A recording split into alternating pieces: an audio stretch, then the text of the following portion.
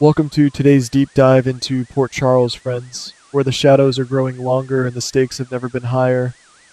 Did Sonny honestly think he could just hand over the keys to his empire to Jason and expect the shadows to simply disappear? Are we really supposed to believe that after everything Jason has survived, he would just blindly accept a new enemy without questioning the very ground he walks on? If you ask me, looking at the upcoming weeks of August 3rd through the 14th, we are staring at a dangerous, deadlocked chessboard. The spoilers floating around the internet right now are nothing but a calculated move by the writers to misdirect us from the real storm that is brewing. It looks like we are facing a massive stalemate, a psychological standoff where every single resident of Port Charles is trapped in a web of their own making. Hudson is not just here for a casual business trip or a simple corporate takeover. This implies that his arrival is the catalyst for an unforeseen fallout that will shatter the town's fragile peace. The tension is palpable, and the characters are currently locked in a deadly dance, where one wrong step could mean total annihilation for their families and their legacies. Let us thoroughly examine this mysterious Hudson. You guys know I do not buy the surface-level narratives the show tries to feed us. If you look closely, Hudson is quietly and methodically approaching multiple characters, testing the waters and probing for weaknesses. When Hudson inevitably crosses paths with Jocelyn, it looks like her finely tuned instincts, honed by years of surviving the mob violence and the recent WSB chaos, will immediately flare up. Jocelyn will likely sense that this man is hiding a deeply sinister true identity. But sensing a threat and proving it are two entirely different battles. She will not have the concrete evidence required to expose his ulterior motive just yet. And here is the kicker. I strongly suspect Hudson is deeply connected to a major power player already operating in the shadows of the town. Could it be that Jack Brennan is secretly pulling Hudson's strings, or at least collaborating with him on a grander scale? Jocelyn is completely in the dark about Brennan's potential involvement, which sets her up for a devastating realization regarding shattered trust when the truth finally comes to light. Meanwhile, we have to deeply analyze the psychological motive behind Jacinda's sudden, aggressive maneuvers. She is deliberately causing friction, attempting to force Michael into a suffocating corner where he has to choose between his romantic entanglements and his unwavering family loyalty. But if you ask me, Michael is being played like an absolute fiddle. I highly doubt Jacinda is acting alone. It looks like she is a willing pawn working for the secret syndicate backing Hudson. She is creating a smokescreen to keep the Corinthos heir distracted. Michael is going to face an incredibly harsh wake-up call when he realizes he has been entirely used and manipulated, stripping away his usual arrogance and leaving him vulnerable to the real threats circling his family's empire. On the other side of this marital disaster, Willow is about to feel the walls closing in around her carefully constructed, saintly persona.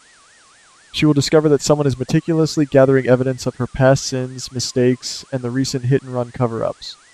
But the massive twist? It is not Jacinda digging up the dirt, as we might expect. It is Serena.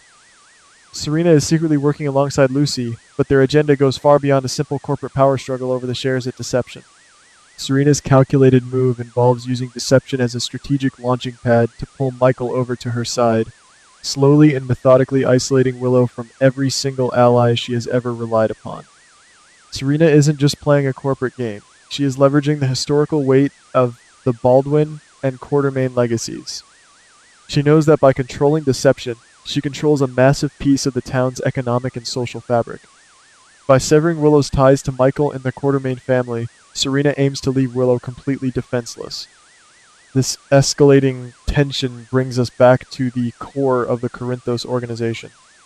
Sonny is feeling the immense heat, recognizing a sophisticated enemy he cannot easily intimidate or control. In a rare moment of desperation and vulnerability, Sonny will proactively hand over a significant portion of his operational power back to Jason, hoping Jason's lethal efficiency will neutralize the Hudson threat. However, Jason is not the same blind loyalist he once was before his traumatic WSB captivity. Jason is going to completely surprise Sonny. Instead of just taking out the targets blindly, Jason will launch his own covert, highly classified investigation into Hudson's background. During this secret investigation, Jason will quickly realize that Hudson is systematically infiltrating the most vital links and financial accounts of the Corinthos Empire. Jason's ultimate psychological motive for staying in the mob's orbit isn't blind loyalty to Sonny anymore. It is purely to protect Danny and his loved ones from the unforeseen fallout of Hudson's invasion.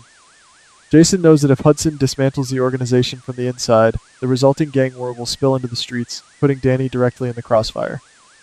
Jason's decision to stay and fight is a sacrificial, calculated move to ensure his son's future remains secure, even if it means lying to Sonny about his true intention. Never count out Ava when the town is descending into absolute chaos. Sensing the rapidly shifting power dynamics in the blood and the water, Ava will likely attempt to pivot her survival strategy. She will secretly reach out to Valentine to forge a highly calculated, treacherous alliance, hoping to pool their resources against the incoming threats. But Valentine is a master of deception with his own deep-rooted psychological motive.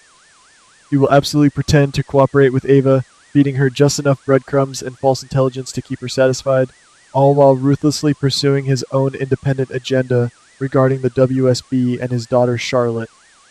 The shattered trust between these two master manipulators will be spectacular to witness when the inevitable betrayal finally comes to light.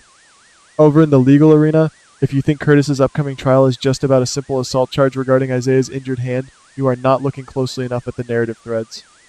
This trial is merely the tip of a massive, submerged iceberg. When Isaiah takes the witness stand, his testimony is going to trigger an unforeseen fallout that blows the entire legal case wide open. I predict Isaiah's words will inadvertently expose a much larger, darker conspiracy perhaps tied to the hit and run or even Hudson's corporate espionage. The sheer stress of this trial is already compounding the emotional exhaustion from Portia's recent terrifying labor.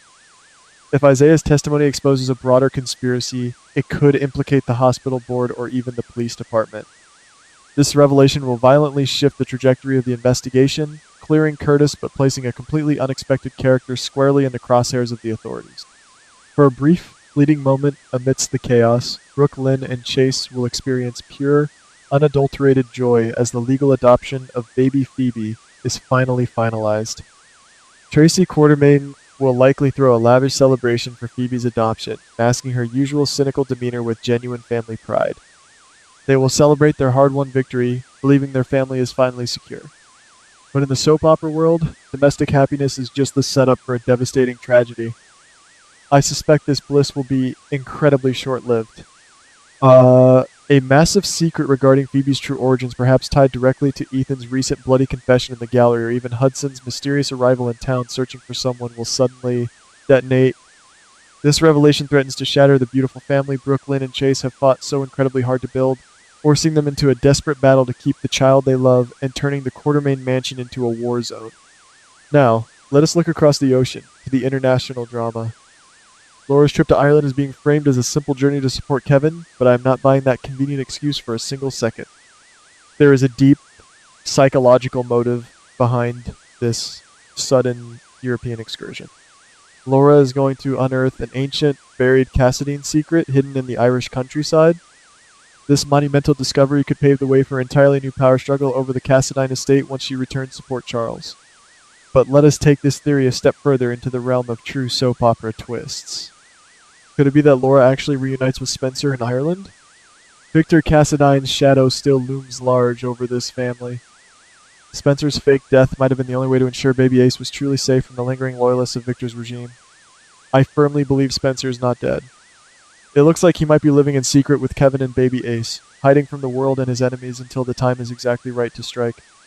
Spencer's triumphant return to Port Charles is imminent, and Laura is the key to bringing him home to reclaim his rightful legacy. Finally, we must analyze the younger generation, who are about to be swept up in this storm.